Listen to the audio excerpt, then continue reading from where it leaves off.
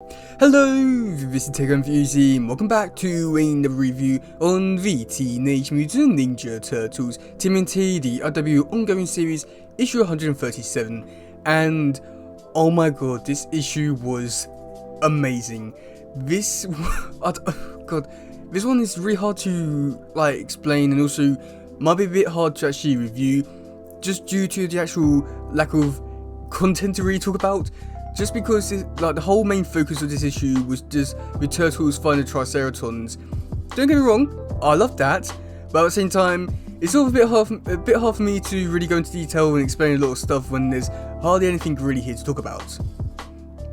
So yeah, this issue continued on from the Armageddon game issue number 5, and I think this issue did a really great job of continuing on and picking up where things left off in the last issue, as well as the past few issues with the Alliance issue number 4 and issue 136. But I do also think that this whole issue, from picking up where issue 5 left off, was just a great two-part in a way, and it was just amazing. Okay, so to go into things, we do get to see Jenica comes out of the frozen time, and she realises that everyone else is frozen, and that's when Donatello comes back from the foot base, and then that's when he revokes the magic, and everyone is unfrozen from the time stuff.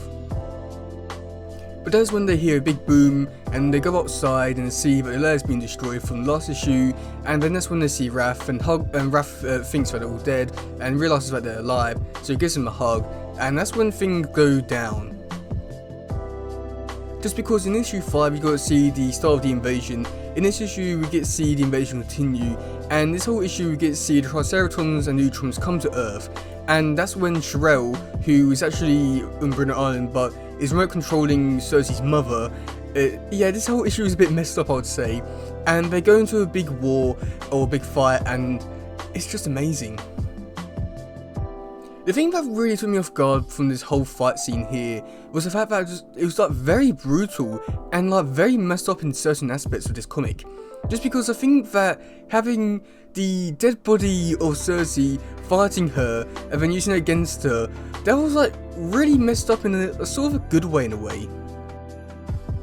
But yeah, speaking about how brutal it was, I was very surprised that Raphael was stabbing the Utroms and the Triceratons and there was blood.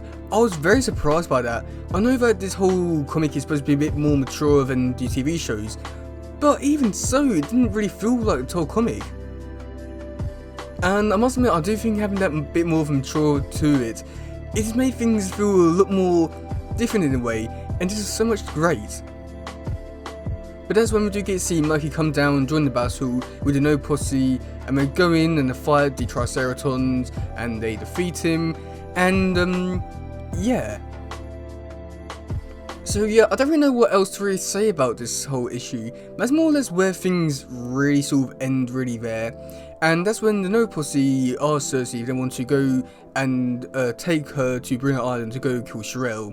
And that's when Cersei says yes, she wants to go do that. But first they do bury all of the Triceraton bodies and just burn them.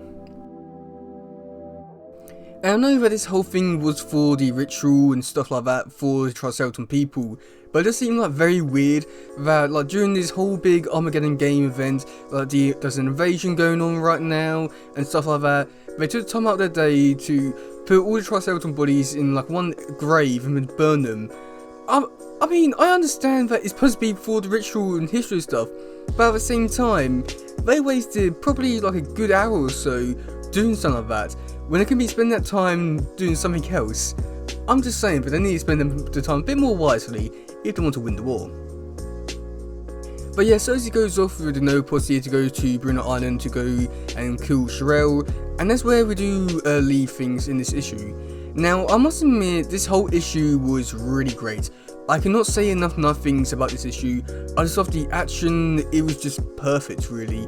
I don't really know what else I can really say that has not been said already. It's just amazing. I must admit, I do think there's a lot of great things in this issue, such as the action, but I also think that the setup for this issue was also really great. I do think that Cersei going to join the battle against Sherelle is really interesting, and just seeing what Sherelle has done with the Triceraton bodies, I'm very curious to see how Cersei is going to react, and how she's going to play a big part in the defeat of Sherelle. There's one thing which I'm really looking forward to. But I must admit, saying all this about the invasion and stuff like that, I do sort of wish there was a bit more focus on the invasion, just because the invasion is a pretty big thing right now, and I must admit, I do feel as though that maybe they could have spent a little bit of time developing the invasion or doing something with the invasion, and not just feel as though that it was just something happened in the beginning and then this sort of didn't really happen at all really. But I do know that in the following issues, the Turtles are going to be joining the invasion and trying to stop it, but I do feel as though that there was just, I don't know, I feel as though that there was something missing from this whole invasion storyline that should have been in there, but it just wasn't. But yeah, overall, this issue was really great.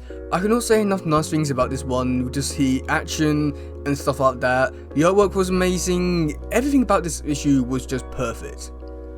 And I do definitely think this was the issue that we definitely needed to like push things in the right direction. Issue number 5 of the Armageddon game definitely pushed things in the direction I was hoping for the second half of the game. But I do think that this issue definitely set things up in a much better way in terms of like showing the story. And I must admit, even though I wasn't really too hyped about this whole Armageddon game at the start of it, after reading this issue, I'm all on board with this now, and I can't wait to see where things go next. I also think that having Mikey join the team in this issue, and in the next following issues we're going to see the others join the team, that does also, like, I don't know, it created all possibilities and things that I want to see happen. And I must admit, now seeing that everything is finally coming together with all the teams and everything like that, I must admit it's really setting up the whole plot and direction for this whole story that I do think that this story was missing. So again, I really look forward to that, and I'm glad that Mikey did join this battle. There's just so many great things about this one. God, I need to find new words. So yeah, let me know in the comment section below what you think about this issue. From what I can tell online, people were somewhat happy with this issue. They enjoyed the action and stuff like that. I haven't really seen anything too negative towards this issue just yet, but at the same time, I haven't really been looking too hard at the comments. So yeah, let me know in the comment section below what you think about this one. But yeah, that's gonna be it for today, guys. If you do like something, please share, like, subscribe, and all stuff. Goodbye, yo, bye.